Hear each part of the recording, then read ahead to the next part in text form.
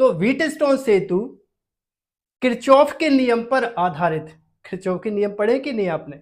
अगर नहीं पढ़े हैं तो डिस्क्रिप्शन में लिंक है, तो वहां से सबसे पहले आप किरचॉफ के नियम देख के आइए, तो ये वाला जो टॉपिक है वो आपको बहुत अच्छे से समझ में आ जाएगा। परिभाषा समझिए।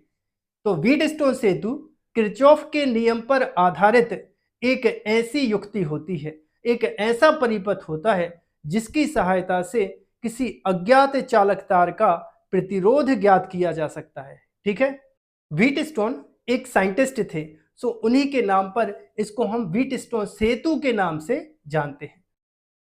तो प्रोफेसर व्हीटस्टोन ने क्या किया, 4 प्रतिरोध लिए और क्या किया, उनका चित्र से समझते हैं। यहां पर उन्होंने एक चतुर्भुज लिया, इस प्रकार से एक उन्होंने चतुर्भुज लिया। अब चतुर्भुज के एक भुजा में उन्होंने पहला प्रतिरोध लगाया और प्रतिरोध को नाम दिया P। दूसरी भुजा में एक दूसरा प्रतिरोध लगाया और उस प्रतिरोध को नाम दिया उन्होंने Q। तीसरा प्रतिरोध लगाया और उस प्रतिरोध को नाम दिया R। और चौथा प्रतिरोध उन्होंने चौथी भुजा में लगाया और उस प्रतिरोध को नाम दिया S।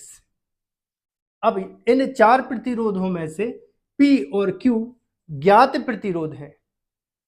R एक रेजिस्टेंस बॉक्स होता है या परिवर्ती प्रतिरोध होता है, इसका काम क्या होता है आगे डेरिवेशन में हम देखेंगे। और S एक अननोन रेजिस्टेंस मतलब अज्ञात प्रतिरोध होता है। उसके बाद चतुर्भुज के एक विकर्ण में, इसको क्या बोलते हैं बच्चों, विकर्ण बोलते हैं।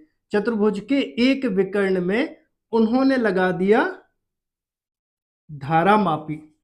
तो बच्चों ये धारामापी को G से प्रदर्शित करते हैं। G फॉर होता है गैल्वेनोमीटर, और इसका काम क्या होता है, धारा का मापन करना या धारा की उपस्थिति का पता लगाना।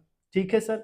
और एक दूसरा विकर्ण ऐसे जाना चाहिए था, लेकिन प्रोफेसर व्हीटस्टोन दूसरे विकर्ण को ऐसे लेके गए और ऐसे लगा दिया।